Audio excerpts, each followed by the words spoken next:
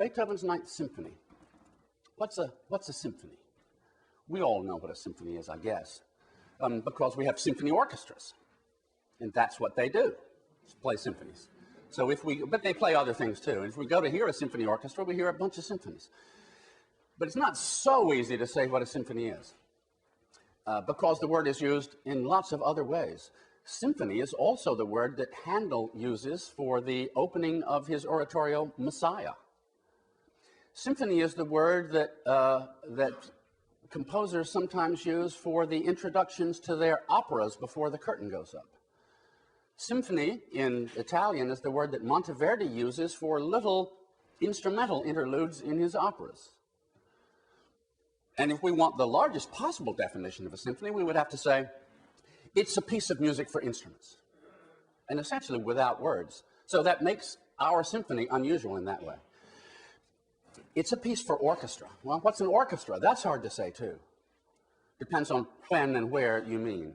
But now that the orchestra has become a historical instrument, we can pretty much say what an orchestra is because it doesn't much change anymore. It changed and changed and changed, and then about the beginning of the 20th century, with a few exceptions, it doesn't really change. So we know what it is, and you know what it is better than I. But it might be worth thinking about because we have at some point in this weekend to think about the differences between Beethoven and his orchestra and the people who went to hear concerts in Vienna and us and our orchestra and the concerts we go to. Generally, in your handout is a picture of how an orchestra works. Generally, I think you could say about an orchestra that it is not an orchestra unless it has a bunch of string players and more than one string player on a part. That is, a string quartet is not an orchestra. But two first violins, two second violins, two violas, and two cellos is an orchestra. It's not two string quartets, well, depending on what they're doing. And to the basic roster of string instruments, and we're used to them, first violins, where the first violins are usually here, and the second violins are usually here, and the violas are here somewhere, and the cellos are over here somewhere usually. The double basses are standing back over there. Somewhere in the middle are what we call the woodwinds, flutes, oboes, clarinets, bassoons, and somewhere, often as far back as the conductor can figure out how to get them, is the heavy artillery, the brass instruments, French horns, trumpets, trombones, sometimes tubas and other bass brass instruments, and then percussion instruments, kettle drums, sometimes bass drums, snare drums, cymbals, triangles, things of that sort.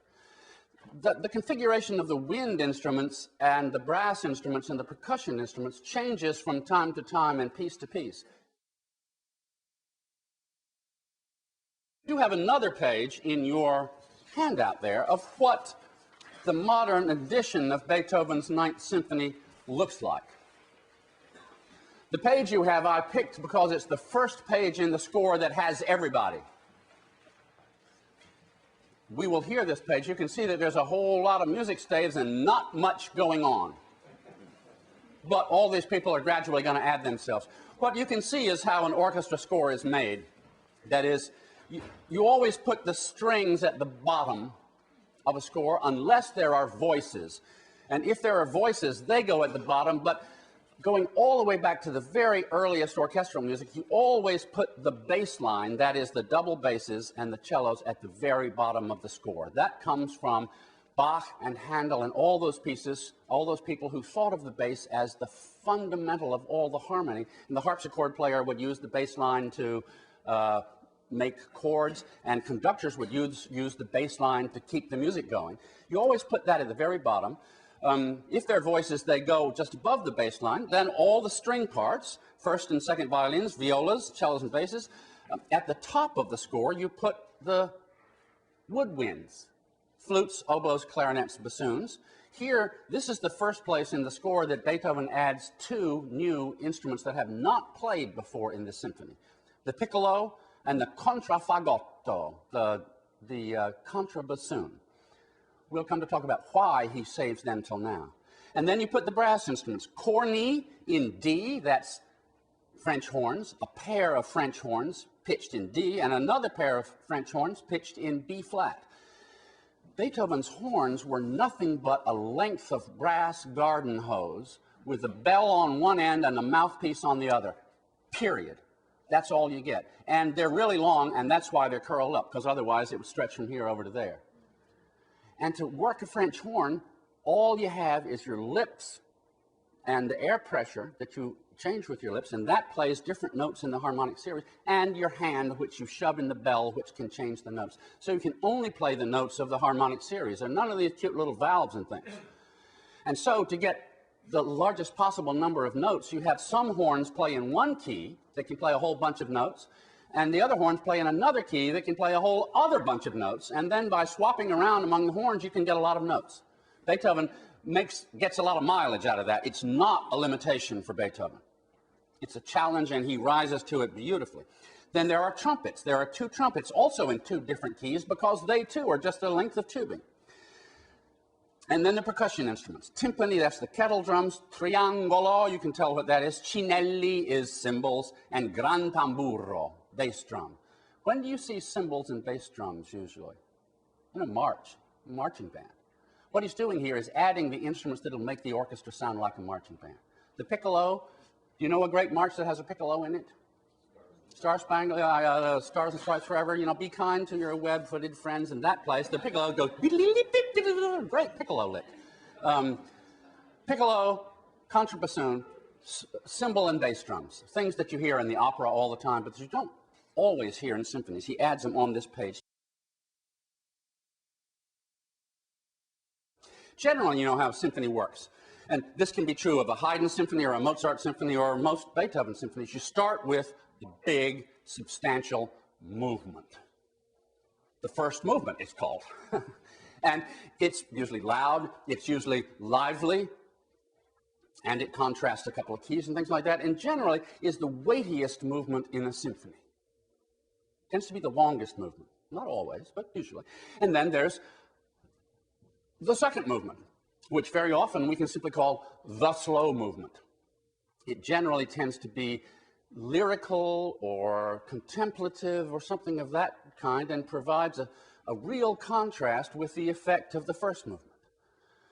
Very beautiful and sometimes very intense, sometimes very lyrical and pastoral and relaxed. It can be almost anything, but generally tends to be lyrical and contemplative compared to the very strong first movement. And then comes the seventh inning stretch.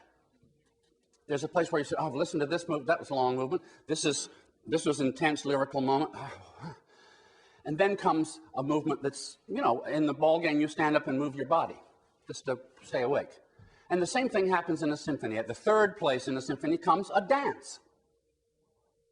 Something that, although you don't get up in the concert hall and dance, it's something that you might pat your foot to. For Mozart and Haydn, it's almost always a minuet, which is the dance of choice at the time. Beethoven actually begins to speed up minuets and get very fancy about them, and sometimes calls them scherzos, but they're really just minuets on speed. But something that's very clear in its structure, very easy to listen to. It's sort of like putting a march at the third place in the symphony. It's what we might do if we were writing symphonies nowadays. Something to just... And then you have the last movement, the fourth movement, the finale, we often call it. And it tends to be even livelier than the first movement, more light-hearted than the first movement, sometimes really quick, sometimes witty, quick, lively, happy send-off to the end of the symphony. And those of you who know symphonies will know that that description can serve as a description of hundreds of symphonies. It doesn't say anything about the tunes, the mood, the beauty or lack of beauty of the symphony, but it does say something about the vessel, the shape of the vessel into which you pour the creative juices of the symphony. So, big first movement, lyrical second movement, dance movement, minuet, and lively up-tempo finale.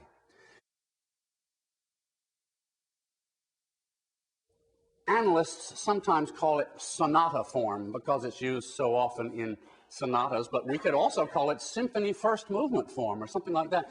And we expanded it a little bit. I think you see what I mean. Basically, what we call sonata form has a first section that has, I'm going to use letters for different things. It tends to feature two contrasting themes or two contrasting ideas. You do the first one, then you try to confuse people with some sort of transitional stuff, and then you do the second one. And then you have some kind of closing theme. I put K for closing because if I put C, it would sound like a third theme. But really, they're two themes with something that sounds like an end. That's the A. Then you repeat the whole thing. So rather than writing out another A, I'll just indicate that. So this is what was meant by A over here. All of that is just that, and you do it again. Then you do something designed to confuse, or designed to play with ideas, to do things with the materials that we now know because we've heard it twice. You make some sort of developmental process. You do something interesting. You never know what it is, and because it can't be predicted, we just call it development. So, something like that happens. And then, when you've finished with whatever the development is, you go back and do the opening part again. You do the first theme, you do the sort of transition, you do the second theme, you do the closing theme, and you're done. That's how a first movement works of hundreds and hundreds of symphonies. There are a few other tricks about it, though. Because in the same way that when Beethoven leaves us in the wrong key, we know we're not done. When we go,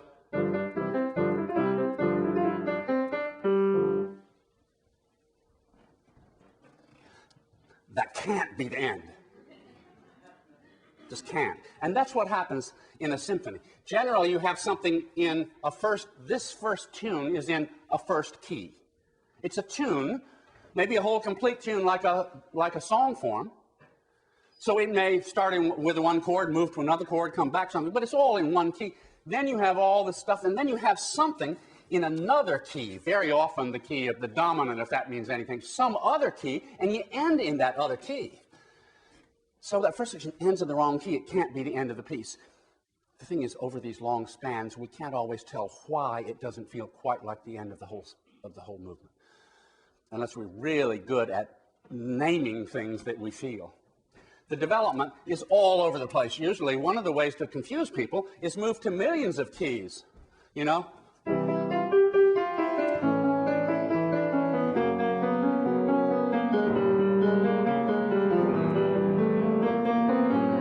That. That's one of the things you do in a development is just moosh the keys all around so you don't know where you are. You don't know where you are because the composer wants you not to know where you are. So that when you come back again and hear the tune, you say, ah, there's my old friend, the tune. The same effect we have in the last phrase of a song form. My old friend, the tune. The thing is, now we want the piece to sound final, so instead of moving to another key for the second tune, we keep it in the first key all the way through to the end, so that the tension, the incompleteness that we found the first time through by ending in sort of a nice key but the wrong key, is the tension between these two things is resolved by having the first one take over the key of the second and follow all the way through to the end. Does that make sense? And generally, analysts have fancy names for these things. They call this part, very cleverly, they call it exposition of the movement, of the sonata form or whatever. Very cleverly, they call this the development because they have no idea what's going to happen until they hear the piece. And they call this section here the recapitulation. What you have to bear in mind is that people who went to Beethoven's symphony had heard hundreds of pieces in precisely this form. And so have you. And Beethoven uses it in the Ninth Symphony. He uses it for the first movement, and he uses it for the second movement. And some will say he uses aspects of it for the last movement, too. It was part of everybody's experience, so it should be part of ours. If you do all this, and then you feel you want to just say a little farewell, or put a little amen or something on the end, we call it a coda, just the Italian word for a tail. The animals all pass by, and then the tail passes by. Something, sort of a farewell. Sometimes you put some kind of an introduction on the beginning of this.